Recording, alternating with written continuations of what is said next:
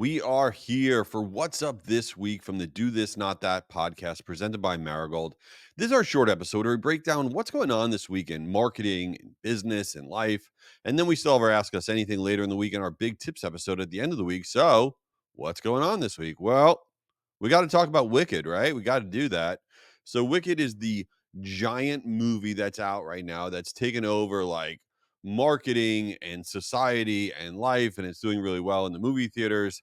By the way, I saw Gladiator 2. I'm going to see Wicked this week. Gladiator 2 is awesome. All right, so as it relates to Wicked, it's really wild the amount of collabs that they are doing. They have done over 400 collaborations with brands like Target and Crocs and Stanley Mugs and Starbucks. And just on Ulta Beauty's website alone, okay, there are 69 SKUs, 69 different products related to Wicked specifically on their site. It is bananas. So it's one of these kind of cultural phenomenon marketing collab takeover things. And it works. It's driving massive traffic to stores like Starbucks. Target is seeing a massive increase in foot traffic because of the collab. And look, that's called marketing. Some weird things about Wicked that maybe you didn't know. Did you know in the movie they have this big scene with all these like tulips in Munchkin Land? Those are real tulips. They planted over 9 million tulips for those scenes. That's some serious dedication to getting it right. Wow. Another really wild thing. I thought it was pretty wild. So the dude who plays Fiyero, the prince, that originally both Nick and Joe Jonas auditioned for that part. They wanted that part. It went to Jonathan Bailey eventually, but the Jonas Brothers were not given the part. Sorry, Jonas Brothers, you lose. What else going on this week? Well, LinkedIn released some new data this week. I always like data that comes specifically from LinkedIn, and some of it is obvious, but some of it's interesting on what they're saying you should share and not share and things to avoid. So they've said this week that any content that you share that is totally focused on promoting a product, a service, or an event without also adding in useful insights and commentary does very poorly with the algorithm. What that means is you can't just go on there and say, we have this great new webinar, come and check it out. You need to write a few hundred words about key things related to what's going to be shared or stats or whatever, adding in significant commentary, not like one sentence or two sentences, to anything that you are trying to promote on LinkedIn, a product, a service, an event, is now critical as it relates to the algorithm.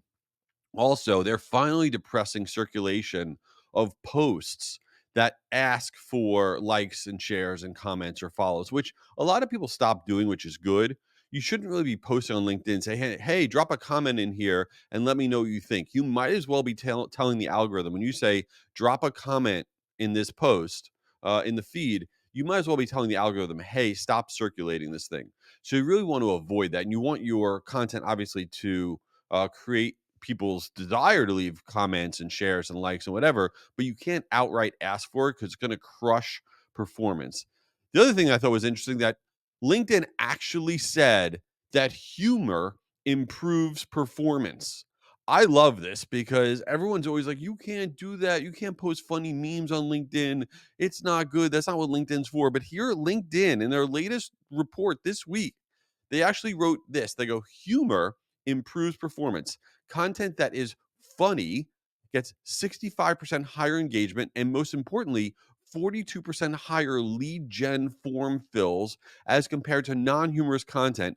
And my favorite thing that they had in their release, it said creative tip, leverage memes to capitalize on established jokes, which is the least funny way to write that, but that's what they said. So anybody that tells you memes or whatever are stupid on LinkedIn, LinkedIn is telling you otherwise. I saw this and this kind of blew my mind. Did you see that the Australian government is like steamrolling ahead? This is happening where they are trying to ban social media apps for anyone under the age of 16. They have this new thing called the Online Safety Amendment. It's in Parliament right now. It is expected to pass. And in Australia, in the coming weeks or month or whatever, after this all goes through the legal process, they're going to ban all social media apps for people under the age of 16. This is gonna be a mess. First of all, the enforcement of it, they're saying has to be done by the apps themselves, like Meta and TikTok and whatever. Good luck to this whole mess of a situation. And they're gonna have fines of up to $32 million if you don't actually get this in place and all this stuff. I don't know. I feel like this isn't gonna work at all. The other big thing this week is that Instagram, it's come out that on December 13th, that no more following of hashtags on Instagram.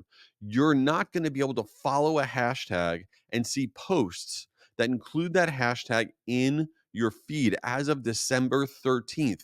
That is a major change in general across all platforms.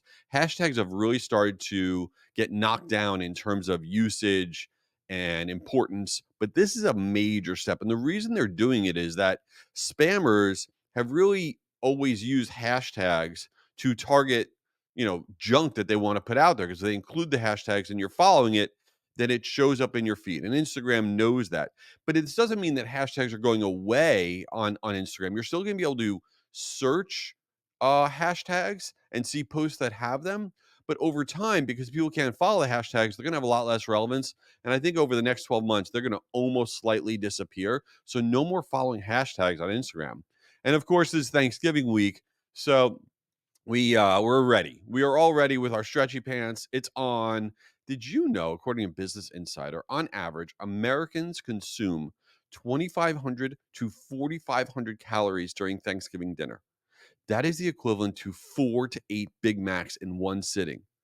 That's actually disgusting. Totally disgusting. You know what else is disgusting? Like when you have a zillion people that are over for Thanksgiving and you got like one or two bathrooms maybe that everybody has access to, usually one, right? And everyone's going in and out of there. Dude, I am all in there with like Lysol wipes right afterwards after everyone leaves because that is gross. I mean, epically gross. Listen, I hope you have a great Thanksgiving. I hope you lean more towards the 2,500 calorie versus the 4,500 calorie because I don't even know what 4,500 calories looks like. And you're awesome. And I'll talk to you later in the week.